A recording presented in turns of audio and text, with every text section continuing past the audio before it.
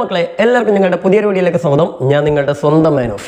മക്കളെയാണ് നമ്മുടെ SSLC പരീക്ഷയിൽ social science പരീക്ഷയിൽ നിങ്ങൾക്ക് 4 മാർക്കിന് ചോദിക്കാൻ സാധ്യതയുള്ള 2 പാഠത്തിലെ ക്വസ്റ്റ്യൻസ് ആണ് ഇന്ന് നമ്മൾ ചെയ്യാൻ പോണത്. ആ 2 ചാപ്റ്റർ എന്ന് പറഞ്ഞാൽ മക്കൾക്ക് ഏറ്റവും ടഫുള്ള 2 ചാപ്റ്റേഴ്സ് ആണ്. സംഭവം വേറെ ഒന്നല്ല, ഹിസ്റ്ററിയിലെ കേരള ടുവേർഡ്സ് മോഡേണിറ്റി. അത് പറയുമ്പോൾ തന്നെ മക്കളുടെ മുഖം ഒന്ന് ഡാർക്ക് ആയതായിട്ട് എനിക്ക് മനസ്സിലായിട്ടുണ്ട്. കാരണം കുട്ടികൾക്ക് ഒരുപാട് ബുദ്ധിമുട്ടുള്ള ഒരു ചാപ്റ്ററാണ് കേരള ടുവേർഡ്സ് മോഡേണിറ്റി, മലയാളത്തിൽ കേരളം ആധുനികതയിലേക്ക്. മറ്റൊരു ചാപ്റ്റർ അതിനും വലുതാണ്, സ്ട്രഗിൾ ആൻഡ് ഫ്രീഡം, അതായത് സമരവും സ്വാതന്ത്ര്യവും അല്ലേ. അപ്പോൾ ഒന്ന് ഇന്ത്യയുടെ ചരിത്രമാണ്, മറ്റൊന്ന് കേരളത്തിൻ്റെ ചരിത്രമാണ്. ചരിത്രം എന്ന് പറയുമ്പോൾ തന്നെ നമുക്ക് കുറച്ച് ഉറക്കം തന്നെയാണല്ലോ അല്ലേ, നമ്മുടെ ഒരു ക്ലോറോഫോം മഴക്കുന്ന സാധനമാണല്ലോ ഹിസ്റ്ററി. അപ്പോൾ എന്തായാലും മക്കളെ അതിൽ അത്യാവശ്യം നന്നായിട്ട് പഠിക്കാനുള്ള 2 ചാപ്റ്ററാണ്. അപ്പോൾ ഈ ചാപ്റ്ററിൽ നിന്ന് നമുക്ക് മോഡൽ എക്സാമിൻ്റെ ക്വസ്റ്റ്യൻ പേപ്പർ നോക്കിയാൽ അറിയാം, 4 മാർക്കിൻ്റെ ഓരോ ചോദ്യം വീതമാണ്, ഓപ്ഷനൊന്നുമില്ല. 4 മാർക്കിൻ്റെ ഒരു ചോദ്യം കേരള ടുവേർഡ്സ് മോഡേണിറ്റി, അതായത് കേരളം ആധുനികതയിലേക്ക് എന്ന് പറഞ്ഞ ചാപ്റ്ററിനും 4 മാർക്കിൻ്റെ ഒരു ചോദ്യം സ്ട്രഗിൾ ആൻഡ് ഫ്രീഡം, അതായത് സമരവും സ്വാതന്ത്ര്യം എന്ന് പറഞ്ഞ ചാപ്റ്റർ എന്നാണല്ലോ വരുന്നത്. അപ്പോൾ ഇതിൽ നിന്നും നിങ്ങൾക്ക് ചോദിക്കാൻ സാധ്യതയുള്ള വളരെ കുറച്ച് ചോദ്യങ്ങളാണ് ഞാനിവിടെ സെലക്ട് ചെയ്തിരിക്കുന്നത്. കേരള ടുവേർഡ്സ് മോഡേണിറ്റി എന്നൊരു 3-4 ക്വസ്റ്റ്യൻസും അതേപോലെ തന്നെ നമ്മുടെ സ്ട്രഗിൾ ആൻഡ് ഫ്രീഡത്തിൽ നിന്ന് നിങ്ങൾക്ക് ഏതാണ്ട് ഒരു 9 ക്വസ്റ്റ്യൻസ് ആണ് ഞാനിവിടെ സെലക്ട് ചെയ്തിരിക്കുന്നത്. ഈ ക്വസ്റ്റ്യൻസ് പഠിച്ചു കഴിഞ്ഞാൽ എനിക്കും നിങ്ങൾക്കും ഭാഗ്യമുണ്ടെങ്കിൽ മക്കളെ മിക്കവാറും ഇത് തന്നെയായിരിക്കും നിങ്ങളുടെ ക്വസ്റ്റ്യൻ പേപ്പറിൽ നിങ്ങൾ കാണാൻ പോകുന്നത്. അപ്പോൾ ഇതൊരു ജസ്റ്റ് ചെറിയൊരു പ്രഡിക്ഷൻ മാത്രമാണ്, പക്ഷേ നിങ്ങൾ നിർബന്ധമായിട്ടും ഈ ക്വസ്റ്റ്യൻസ് പഠിക്കണം. ഇതിലേതെങ്കിലും ഒന്നെങ്കിലും വരുമെന്നുള്ളത് എനിക്ക് ഉറപ്പാണ്. ചിലപ്പോൾ നമുക്ക് ഭാഗ്യമുണ്ടെങ്കിൽ 2 ചാപ്റ്ററിനും ഇതേ ക്വസ്റ്റ്യൻസ് തന്നെ വരും. അപ്പോൾ അത് നിങ്ങൾക്ക് 8 മാർക്ക് നിങ്ങൾക്ക് ഇതിൽ നിന്ന് സ്കോർ ചെയ്യാൻ പറ്റും. എന്തായാലും ആ പാഠഭാഗം നന്നായിട്ട് മക്കൾ വായിച്ചിരിക്കണം. എന്നാലും ഈ ക്വസ്റ്റ്യൻസ് മക്കൾ ഒരിക്കലും ഒഴിവാക്കരുത്. എന്നാൽ പിന്നെ നമുക്ക് ആ ക്വസ്റ്റ്യൻസ് ഏതൊക്കെയാണെന്ന് നോക്കാമല്ലോ മക്കളെ. ഓക്കെ, സോ ഫസ്റ്റ് തന്നെ നമ്മുടെ കേരളം ആധുനികതയിലേക്ക് എന്നുള്ള ചാപ്റ്ററിൽ നിങ്ങൾക്ക് പഠിക്കാനുള്ളത് നമ്മുടെ സ്വന്തം കേരളവർമ്മ പഴശ്ശിരാജയെ കുറിച്ചാണ്. പഴശ്ശി റിവോൾട്ടിനെ കുറിച്ചൊരു ചോദ്യം നിങ്ങൾക്ക് വരും. പിന്നെ എപ്പോഴും പറയുന്ന പോലെ ഇതിൻ്റെ നോട്ട്സിൻ്റെ ലിങ്ക് ഞാൻ ഈ വീഡിയോയുടെ കമൻറ്റ് ബോക്സിൽ പിൻ ചെയ്ത് വെക്കും. പിന്നെ 4 മാർക്കിൻ്റെ ജോഗ്രഫിയിലെ ചാപ്റ്റർ 4 ഉണ്ട്, അതായത് നമ്മുടെ ലാൻഡ്സ്കേപ്പ് അനാലിസിസ് ത്രൂ മാപ്സ്, ഭൂതല വിശകലനം ഭൂപടങ്ങളിലൂടെ എന്ന് പറഞ്ഞ ചാപ്റ്റർ. ആ ചാപ്റ്ററിൻ്റെ നോട്ട്സുകൾ അടങ്ങിയിട്ടുള്ള ഡീറ്റെയിൽ ആയിട്ടുള്ള ഒരു വീഡിയോ നമ്മൾ ഓൾറെഡി ചെയ്തിട്ടുണ്ട്, കഴിഞ്ഞ ദിവസം പോസ്റ്റ് ചെയ്തിട്ടുണ്ട്, റീപോസ്റ്റ് ചെയ്താണ്.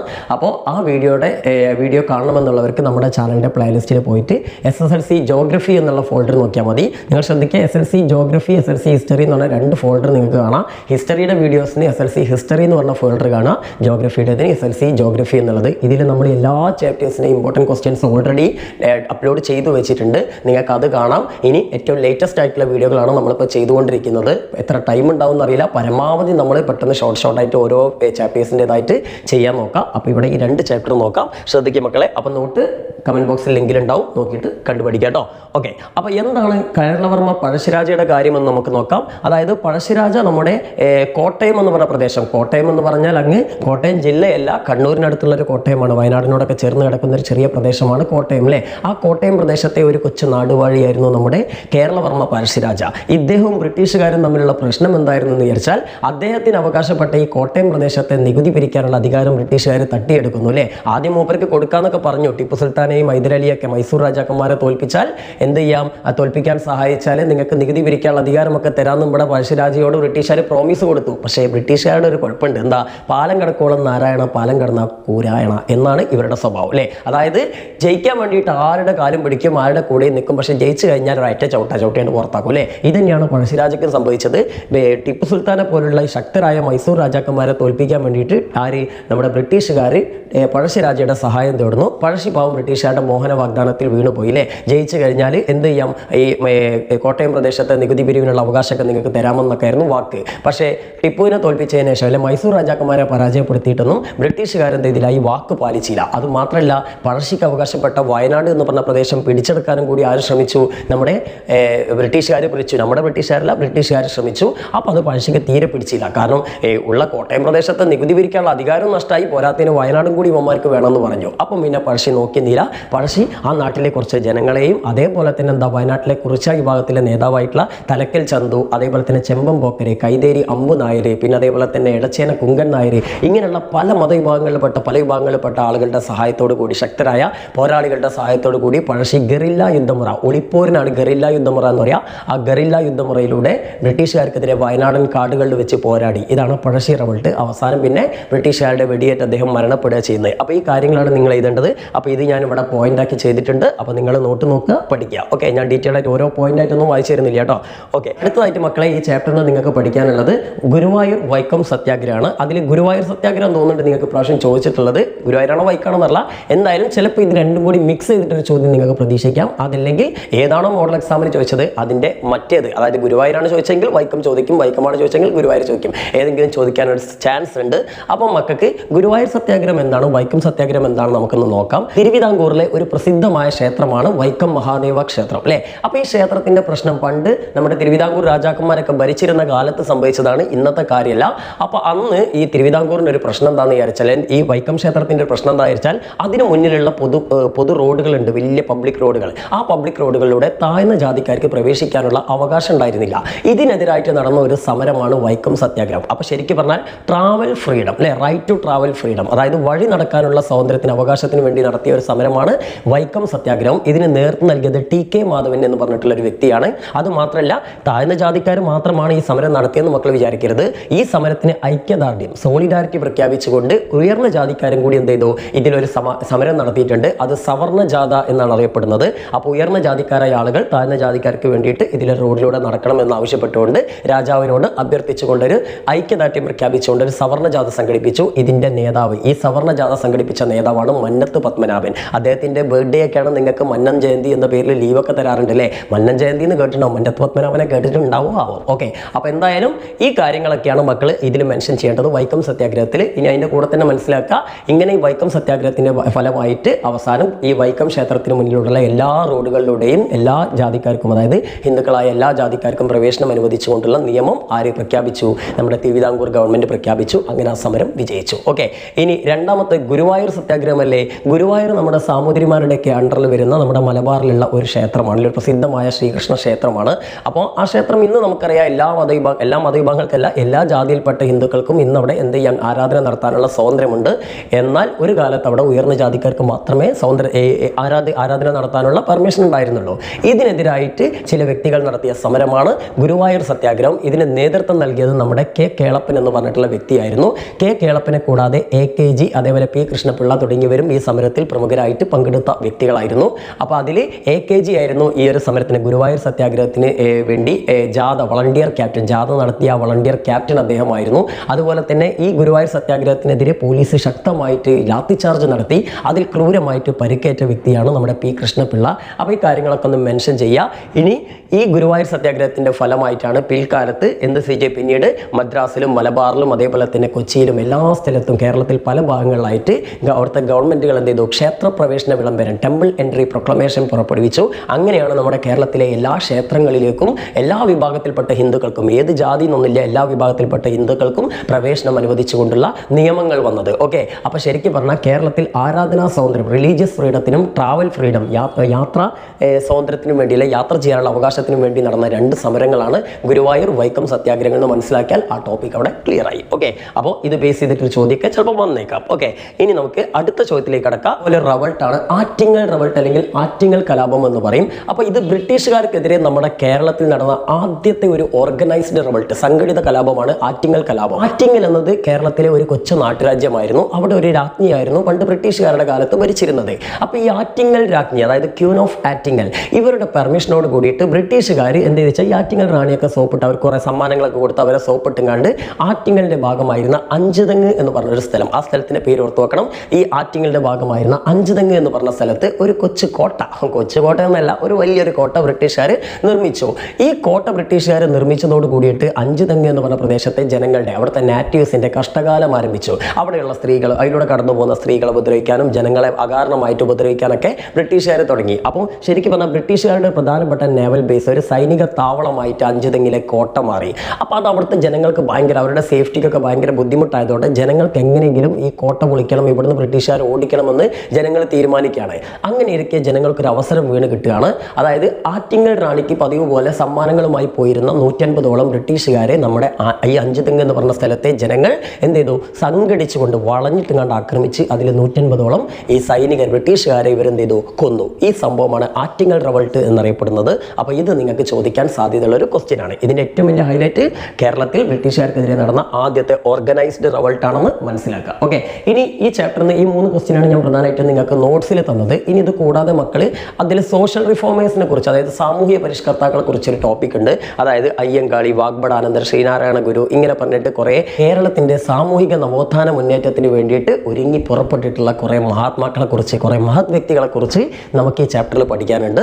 അപ്പോൾ ഈ ടോപ്പിക്കും കൂടി മക്കളൊന്ന് പഠിക്കണം. ഒരു ബോക്സ് ആയിട്ട് തന്നെ കൊടുത്തിട്ടുണ്ടല്ലേ, അവരുടെ പേരുകളും അവരുടെ സ്ഥാപനങ്ങളും നിങ്ങളൊന്ന് പഠിക്കണം. അതുകൊണ്ട് ചിലപ്പോൾ നിങ്ങൾക്ക് ആ ടോപ്പിക്കിൽ നിന്ന് ഡയറക്റ്റ് ക്വസ്റ്റ്യൻസ് ഒന്നും വരില്ല.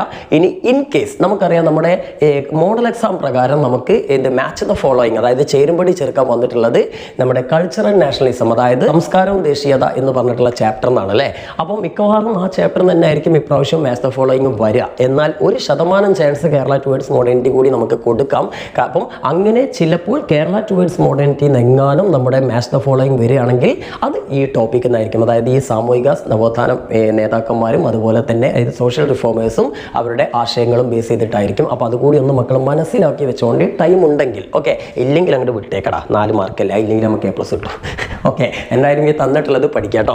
ഓക്കെ മക്കളെ, ഇനി അടുത്തത് സ്ട്രഗിൾ ആൻഡ് ഫ്രീഡം, അതായത് സമരവും സ്വാതന്ത്ര്യം എന്ന് പറഞ്ഞ ചാപ്റ്റർ 6. ഇതിൽ നിന്ന് നിങ്ങൾക്ക് ഇത് കുറച്ച് വലിയ ചാപ്റ്ററാണ്, ഇമ്പോർട്ടൻറ്റ് ചാപ്റ്റർ, കേരള ടുവേർഡ്സ് മോഡേണിറ്റിയേക്കാളും ഇമ്പോർട്ടൻ്റ് ആണ് അല്ലേ. അപ്പോൾ ഇതിൽ ഒരുപാട് പ്രധാനപ്പെട്ട ടോപ്പിക്കുള്ളതുകൊണ്ട് ഏത് സെലക്ട് ചെയ്യണമെന്ന് എനിക്ക് പോലും കൺഫ്യൂഷനായി. ഓക്കെ, അപ്പോൾ മക്കളെ ഞാൻ ഇതിൽ നിന്ന് നിങ്ങൾക്ക് കുറച്ചേക്ക്, നമുക്കറിയാം നമ്മുടെ മോഡൽ എക്സാമിന് നോൺ കോപ്പറേഷൻ മൂവ്മെൻറ്റ്, നിസ്സഹകരണ പ്രസ്ഥാനവുമായി ബന്ധപ്പെട്ടൊരു ചോദ്യമാണ് വന്നത്. അപ്പോൾ അത് ഒഴിവാക്കിയിട്ട് ബാക്കിയുള്ള ചില ക്വസ്റ്റ്യൻസ് ആണ് 4 മാർക്കിൻ്റെ ഞാൻ ഇവിടെ തന്നിട്ടുള്ളത്. ഞാൻ ഇതിൽ ചിലതിലൊക്കെ 5 പോയിന്റ് 6 പോയിന്റ് ഒക്കെ തന്നിട്ടുണ്ട്. നിങ്ങൾ എല്ലാത്തിലും നിങ്ങൾക്ക് ഇഷ്ടമുള്ള 4 പോയിന്റ് പഠിച്ചാൽ മതി. 4 മാർക്കിന് ഈ ചാപ്റ്ററിന് ക്വസ്റ്റ്യൻ വരുള്ളൂ, ഒരൊറ്റ ക്വസ്റ്റ്യനേ വരുള്ളൂ. അപ്പോൾ അതുകൊണ്ട് ഇപ്പം ഞാൻ തന്നിട്ടുള്ള ഒരു ക്വസ്റ്റ്യനെ നിങ്ങൾ വിട്ടുപോകരുത്. അതിൽ കൂടുതൽ ടെക്സ്റ്റ് വായിക്കാൻ പറ്റുന്നവർ അങ്ങനെ വായിക്കുക, അല്ലാത്തവർ ഇതെങ്കിലും പഠിക്കുക. 4 പോയിന്റ് എന്തായാലും പഠിക്കണം കേട്ടോ. സോ നോക്കൂ, write a note about the early struggles of Gandhiji in India. Gandhiji ഇന്ത്യയിൽ നടത്തിയ ആദ്യകാല സമരങ്ങളെ കുറിച്ചൊരു കുറിപ്പ് എഴുതാനാണ് പറഞ്ഞിട്ടുള്ളത്. സോ ഈ ചാപ്റ്റർ നമുക്കൊരു 1 വേർഡ് ക്വസ്റ്റ്യനും കൂടി വരും. അപ്പോൾ അതുകൊണ്ട് ഈ ചാപ്റ്റർ അരച്ച് കളിക്ക് വായിക്കണം എന്നുള്ളത് നിർബന്ധമാണ് കേട്ടോ. ഗാന്ധിജി ഇന്ത്യയിൽ നടത്തിയ ആദ്യകാല സമരങ്ങൾ, ഏർലി സ്ട്രഗിൾസിനെ കുറിച്ചല്ലേ നിങ്ങളോട് എഴുതാൻ പറഞ്ഞിട്ടുള്ളത്. അപ്പോൾ ഗാന്ധിജി ഇന്ത്യയിൽ നടത്തിയ ആദ്യത്തെ സമരം തന്നെ ചമ്പാരൻ സത്യാഗ്രഹം. ചമ്പാരൻ എന്ന് പറഞ്ഞാൽ ബീഹാറിലെ ഒരു ഗ്രാമമാണ്.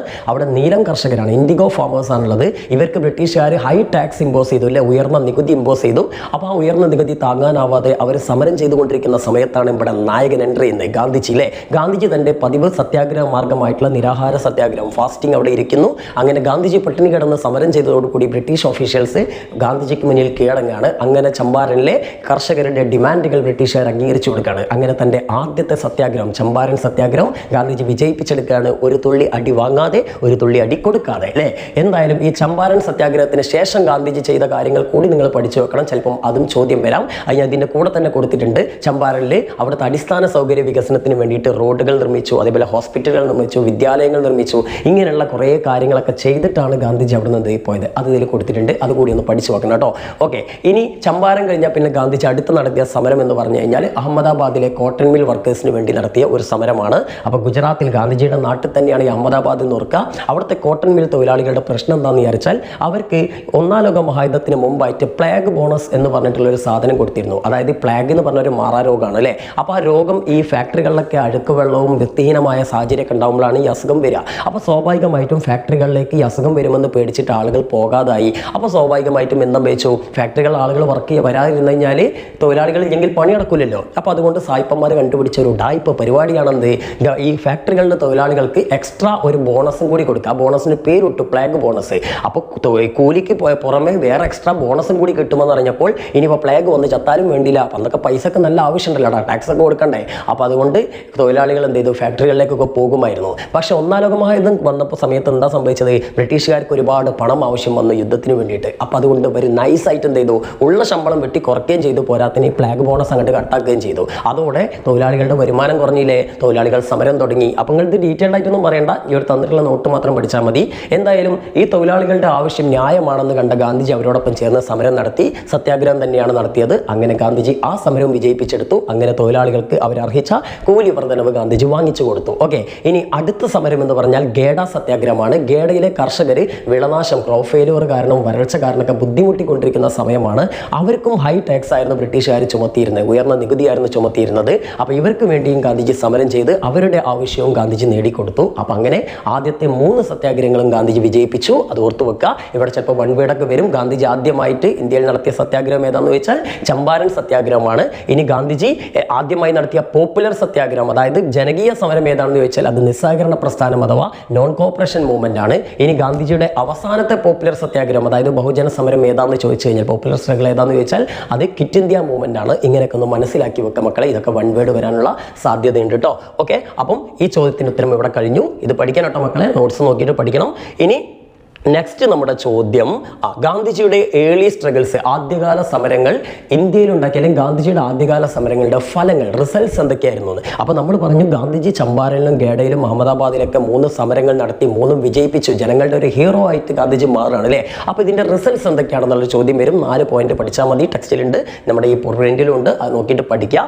അപ്പോൾ അതിൻ്റെ റിസൾട്ട്സ്, ഫലങ്ങൾ ഇത്രയേ ഉള്ളൂ. അതായത് ഗാന്ധിജിയുടെ ഐഡിയോളജീസ്, ഗാന്ധിജി വാളെടുത്തിട്ടല്ലല്ലോ പോരാടിയത്. നിസ്സഹകരണം, എന്താ നമ്മുടെ എന്താ പറയുക, സത്യാഗ്രഹം, ഫാസ്റ്റിംഗ്, അതായത് നിരാഹാരം, ഇങ്ങനെയൊക്കെയുള്ള ചില സമരരീതികളല്ലേ ഗാന്ധിജിയുടേത്. അപ്പോൾ ഗാന്ധിജിയുടെ ഈ സമരരീതികളും അദ്ദേഹത്തിൻ്റെ ആശയങ്ങളും ജനങ്ങൾക്ക് സ്വീകാര്യമായി, ജനങ്ങൾക്ക് പോപ്പുലറായില്ലേ, പ്രസിദ്ധമായി എന്നുള്ളതാണ് ഒരു ഹൈലൈറ്റ്.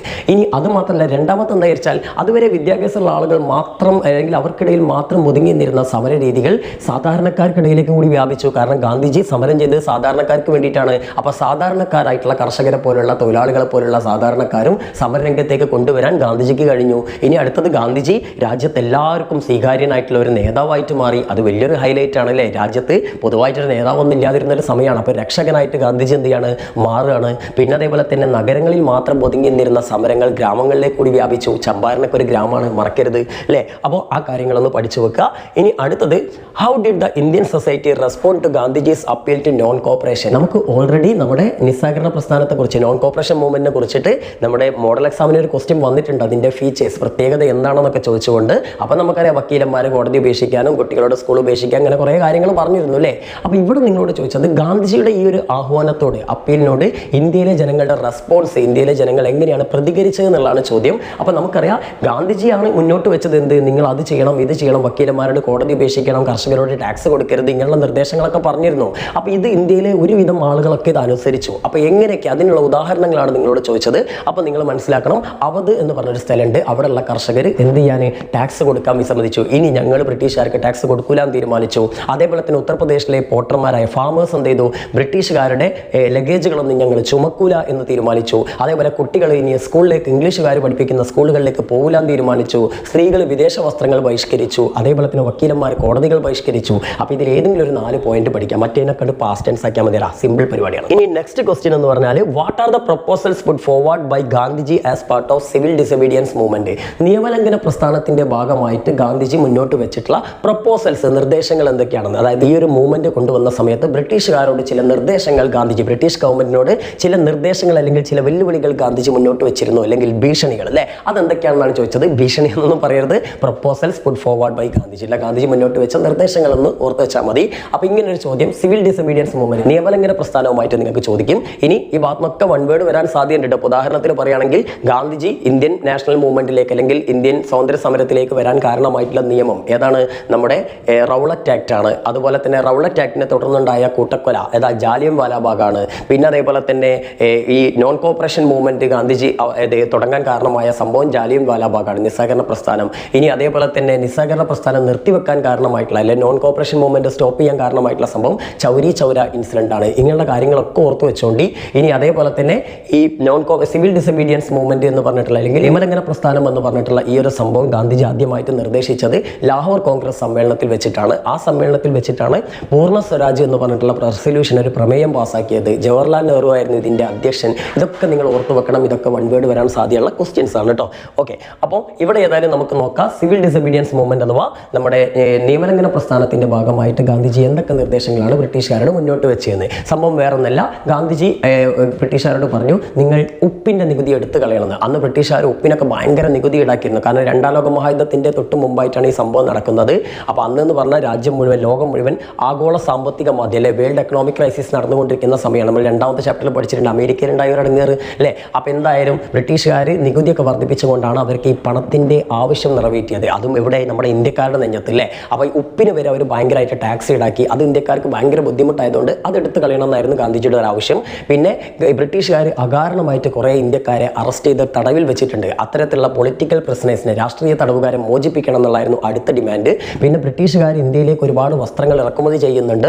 അതിന് ടാക്സ് ഒന്നും ഉണ്ടായിരുന്നില്ല. അതിന് ടാക്സ് ഒന്നും ഇല്ലാത്തതുകൊണ്ട് തന്നെ ഇന്ത്യക്കാരടക്കം ആ വസ്ത്രങ്ങളൊക്കെ ആയിരുന്നു വാങ്ങിച്ചിരുന്നത്. അപ്പോൾ അതിൻ്റെ പ്രശ്നം എന്താ വെച്ചാൽ ഇന്ത്യയിലെ തുണിത്തരങ്ങൾക്കൊന്നും ഡിമാൻഡ് ഇല്ലാതായി, അതിനൊക്കെ വില കൂടിയില്ല, അതിനൊക്കെ നല്ല ടാക്സ് ഉണ്ടായിരുന്നു. അപ്പോൾ ഇന്ത്യൻ വസ്ത്രങ്ങളൊക്കെ സംരക്ഷിക്കണമെങ്കിൽ ബ്രിട്ടനിൽ നിന്ന് കൊണ്ടുവരുന്ന വസ്ത്രങ്ങൾക്ക് ഇമ്പോർട്ട് ചെയ്യുന്ന, ബ്രിട്ടനിൽ നിന്നല്ല വിദേശത്ത് നിന്ന് ഇമ്പോർട്ട് ചെയ്യുന്ന വസ്ത്രങ്ങൾക്കും വസ്തുക്കൾക്കൊക്കെ ടാക്സ് ഈടാക്കണം. അപ്പോൾ അങ്ങനെ ചെയ്താൽ തന്നെ ബ്രിട്ടീഷുകാർക്ക് വരുമാനം കിട്ടില്ല. ബ്രിട്ടീഷുകാർക്ക് ഉപകാരമുള്ള കാര്യമാണ്, പക്ഷെ അവർ ചെയ്യൂല അല്ലേ. പിന്നെ വേറൊന്നെന്താ, തീരദേശ ഷിപ്പിംഗ് സർവീസ് ആരംഭിക്കണം. പിന്നെ ഇന്ത്യക്കാരെ നിരീക്ഷിക്കുന്നതിനായിട്ട് ഒരുപാട് സീക്രട്ട് സർവീലിയൻസ് ഏജൻസികൾ അല്ലേ. ഇന്ന് സർവീലിയൻസ് ക്യാമറകളാണ്, ഒളിക്യാമറകൾ. പണ്ട് ബ്രിട്ടീഷുകാരുടെ ഒളിക്യാമറ എന്ന് പറഞ്ഞാൽ കുറേ ആൾക്കാരെയാണ് അപ്പോയിന്റ് ചെയ്തിരുന്നത്. ഇന്ത്യക്കാർ എന്താ ചെയ്യുന്നത് എന്നൊക്കെ രഹസ്യമായിട്ട് നിരീക്ഷിക്കാൻ കുറേ ചാരന്മാരെ ബ്രിട്ടീഷുകാർ നിയമിച്ചിരുന്നു. ഇവന്മാരെയൊക്കെ നീക്കം ചെയ്യണം. ഇങ്ങനെയുള്ള കുറച്ച് ന്യായമായ ആവശ്യങ്ങളാണ് ഗാന്ധിജി മുന്നോട്ട് വെച്ചത്. അപ്പോൾ പഠിച്ചു വെക്കുക.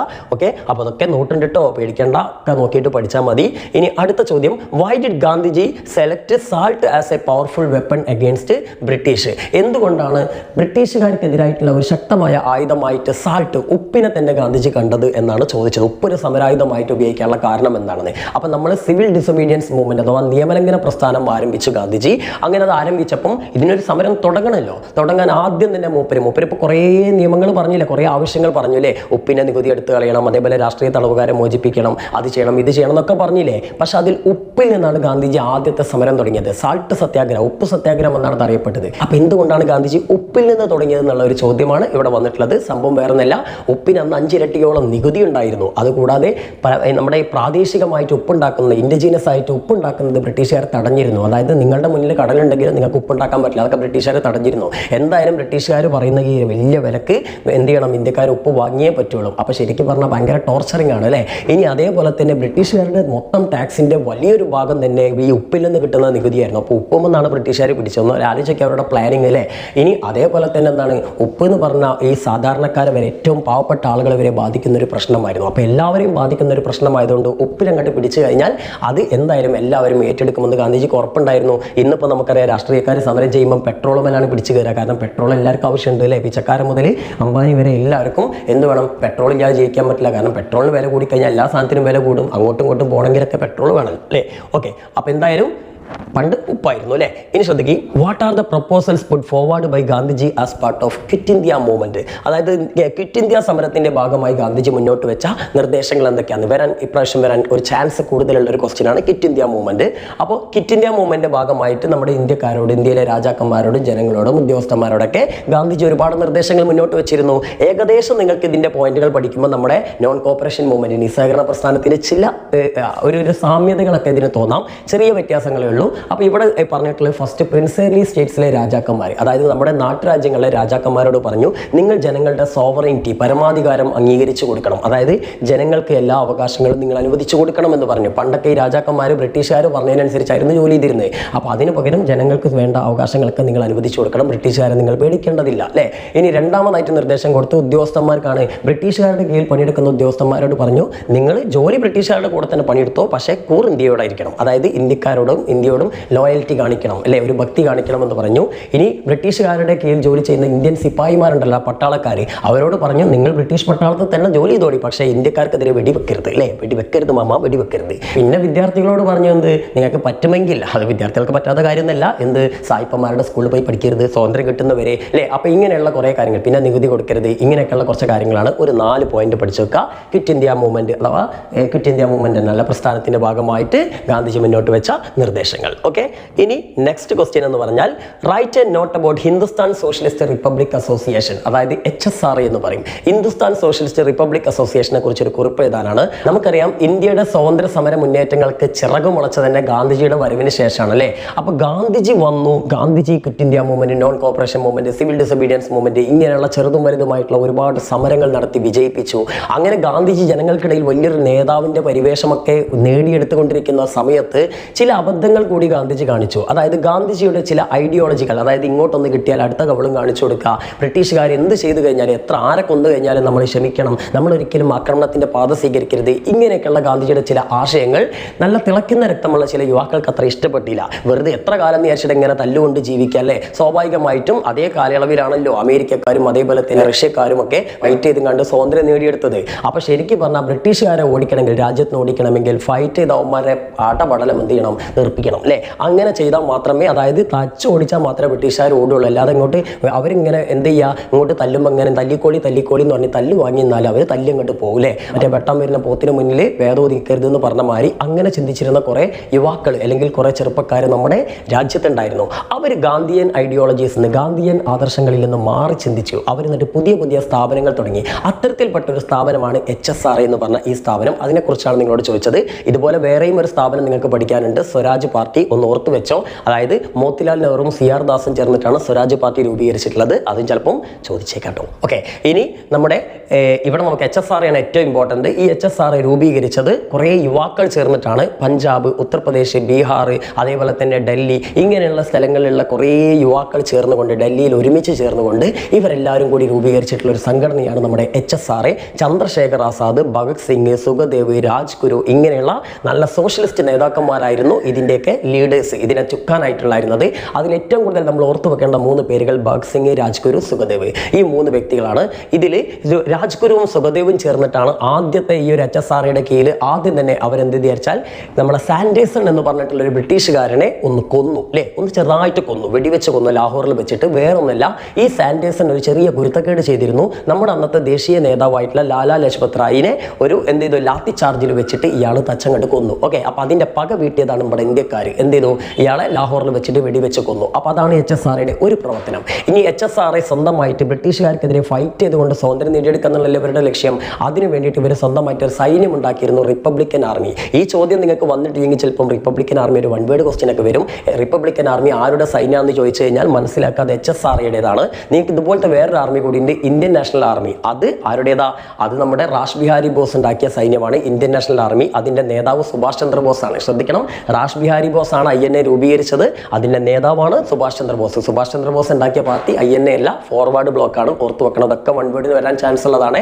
അപ്പോൾ എന്തായാലും റിപ്പബ്ലിക്കൻ ആർമി നമ്മുടെ HSRAയുടെ സൈന്യമാണ്. ഇനി ഈ HSRA നടത്തിയ മറ്റൊരു പ്രവർത്തനം എന്ന് പറഞ്ഞാൽ ഭഗത് സിംഗും ബദ്വേദർ ദത്ത് എന്ന് പറഞ്ഞിട്ടുള്ള ഒരു അദ്ദേഹത്തിൻ്റെ ഒരു സുഹൃത്ത് അല്ലെങ്കിൽ ഒരു വിപ്ലവകാരിയും ചേർന്നുകൊണ്ട് ബ്രിട്ടീഷ് കോൺസുലേറ്റിൽ, അതായത് ബ്രിട്ടീഷുകാരുടെ അസംബ്ലി കയറി കണ്ട് ഒരു ബോംബിട്ടു. അവിടെ ലഘുലേഖ വിതരണം ചെയ്തു. ബ്രിട്ടീഷുകാർ കൊണ്ടുവന്ന ചില നിയമങ്ങൾക്കെതിരായിട്ട് ബ്രിട്ടീഷുകാരുടെ കണ്ണ് തുറപ്പിക്കാനും അതിൽ മാറ്റം വരുത്താനും ആവശ്യപ്പെട്ടുകൊണ്ടായിരുന്നു അവർ ആ ബോംബിട്ടത്. അതിനുശേഷം ഇവരൊക്കെ പിടികൊടുത്തു. പിന്നീട് ഭഗത് സിംഗിനെയും രാജ്ഗുരുവിനെയും സുഖദേവിനെയും ബ്രിട്ടീഷുകാർ പിടികൂടി തൂക്കിലേറ്റിയതോടെ ഈ പ്രസ്ഥാനം അങ്ങ് അവസാനിക്കുകയാണ് ചെയ്യുന്നത്. ഓക്കെ, അപ്പോൾ ഇത്രയും കാര്യങ്ങൾ ഇതിലുണ്ട്. ഷോർട്ടായിട്ടാണുള്ളത്, അത് പഠിച്ചു വെച്ചാൽ മതി. 4 മാർക്കിനാണ് ചോദിക്കുകയുള്ളൂ. ഓക്കെ, നെക്സ്റ്റ് ക്വസ്റ്റ്യൻ നമ്മുടെ സ്വന്തം ബോസ് സുഭാഷ് ചന്ദ്രബോസ് അല്ലേ? സുഭാഷ് ചന്ദ്രബോസ് ഇന്ത്യൻ ദേശീയ പ്രസ്ഥാനത്തിൽ, ഇന്ത്യൻ നാഷണൽ മൂവ്മെന്റിൽ വഹിച്ചിട്ടുള്ള പങ്കാണ്. അപ്പം ഞാൻ നേരത്തെ പറഞ്ഞു, ഗാന്ധിജിയുടെ ഐഡിയോളജിയോട് താല്പര്യമില്ലാതിരുന്ന ഒരു വ്യക്തിയായിരുന്നു സുഭാഷ് ചന്ദ്രബോസ്. ചന്ദ്രശേഖർ ആസാദിനെയും ഭഗത് സിംഗിനെയും രാജ്ഗുരുവിനെയും അതേപോലെ തന്നെ സുഖദേവിനെയും പിന്നെ മോത്തിലാൽ നെഹ്റു, CR ദാസ്, ഇങ്ങനെയുള്ള ആളുകളൊക്കെ പോലെ തന്നെ സോഷ്യലിസ്റ്റ് ആശയങ്ങൾ ഇഷ്ടപ്പെട്ടിരുന്ന, അതേപോലെ തന്നെ കോൺഗ്രസിനെ, പ്രത്യേകിച്ച് നമ്മുടെ ഗാന്ധിജിയുടെ ഐഡിയോളജീസിനോട് വലിയ താല്പര്യമില്ലാതിരുന്ന ആളായിരുന്നു നമ്മുടെ സുഭാഷ് ചന്ദ്രബോസ്. അതുകൊണ്ട് സുഭാഷ് ചന്ദ്രബോസ് കോൺഗ്രസിൽ നിന്ന് രാജിവെച്ചിട്ട് ഫോർവേഡ് ബ്ലോക്ക് എന്ന് പറഞ്ഞൊരു പാർട്ടി ഉണ്ടാക്കി. ഓർത്തു വെക്കണം, ഇമ്പോർട്ടൻ്റ് ആണ്. സോ അതിനുശേഷം പിന്നെ സുഭാഷ് ചന്ദ്രബോസ് സിംഗപ്പൂരിലെത്തിയിട്ട് അവിടെ നമ്മുടെ മറ്റൊരു ബോസ് റാഷ് ബിഹാരി ബോസ്, ഞാൻ നേരത്തെ പേര് പറഞ്ഞു, ഇങ്ങേര് ഓൾറെഡി ഒരു സൈന്യത്തെ ഉണ്ടാക്കിയിരുന്നു, ഇന്ത്യൻ നാഷണൽ ആർമി. ആ ഇന്ത്യൻ നാഷണൽ ആർമിയുടെ ചാർജ് ആര് ഏറ്റെടുക്കുകയാണ്? നേതൃത്വം നമ്മുടെ സുഭാഷ് ചന്ദ്രബോസ് ഏറ്റെടുക്കുന്നു. അതിനുശേഷം ഈ INA വലിയ ഡെവലപ്പ് ആകുന്നു. INAക്ക് ഒരു വനിതാ റെജിമെന്റ് കൂടിയുണ്ട്. അതിൻ്റെ ലീഡർ ഒരു കേരള വനിതയാണ്, ഒരു കേരളീറ്റ് ആയിട്ടുള്ള ക്യാപ്റ്റൻ ലക്ഷ്മിയാണ്. ആ വനിതാ റെജിമെന്റിന്റെ പേര് ജാൻസി റെജിമെന്റ് എന്നാണ്. ഓർത്തു വെക്കണം, 1 വേർഡൊക്കെ വന്നേക്കാം. ഓക്കെ, അപ്പോൾ എന്തായാലും സുഭാഷ് ചന്ദ്രബോസ് എന്ത് ചെയ്തു? നമ്മുടെ ഈ ജപ്പാന്റെ സഹായത്തോട് കൂടിയിട്ട് ബ്രിട്ടീഷുകാർക്കെതിരെ ഫൈറ്റ് ചെയ്തു. 2ാം ലോകമഹായുദ്ധം നടക്കുന്ന കാലത്താണ് ഇത് നടക്കുന്നത്. അങ്ങനെ നമ്മുടെ വടക്കിഴക്കൻ പ്രദേശങ്ങളൊക്കെ അദ്ദേഹം കീഴടക്കി. അങ്ങനെ ഇംഫാൽ ആദ്യമായിട്ട് ഇന്ത്യയുടെ കൊടി വരെ മൂപ്പര് ഉയർത്തി ഒരു താൽക്കാലിക ഭരണകൂടം, പ്രൊവിഷണൽ ഗവൺമെന്റ് വരെ സ്ഥാപിക്കാൻ അദ്ദേഹത്തിന് സാധിച്ചു. അപ്പോൾ ഈ കാര്യങ്ങളൊക്കെ വെച്ചുകൊണ്ടാണ് ഈ നോട്ട് തയ്യാറാക്കേണ്ടത്. അപ്പോൾ ഇത് ഇതിലുണ്ട്, പഠിക്കാം കേട്ടോ.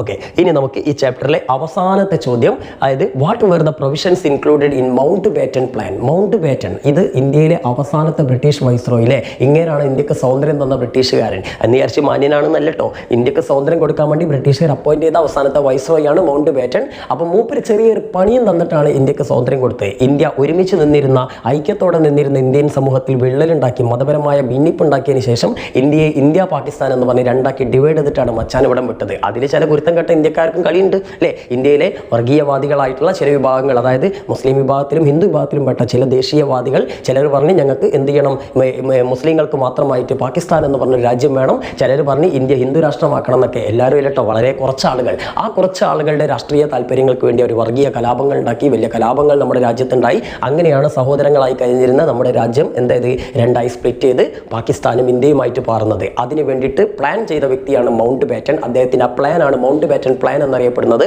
അപ്പോൾ ആ മൗണ്ട് ബാറ്റൺ പ്ലാനിലെ പ്രധാനപ്പെട്ട പ്രൊവിഷൻസ് എന്തൊക്കെയാണെന്ന് ഇവിടെ കൊടുത്തിട്ടുണ്ട്. അതായത് ആദ്യം തന്നെ മുസ്ലിം ഭൂരിപക്ഷമുള്ള പ്രദേശങ്ങൾ മാറ്റി ചേർത്തുകൊണ്ട് മറ്റൊരു രാജ്യം ഉണ്ടാക്കുക.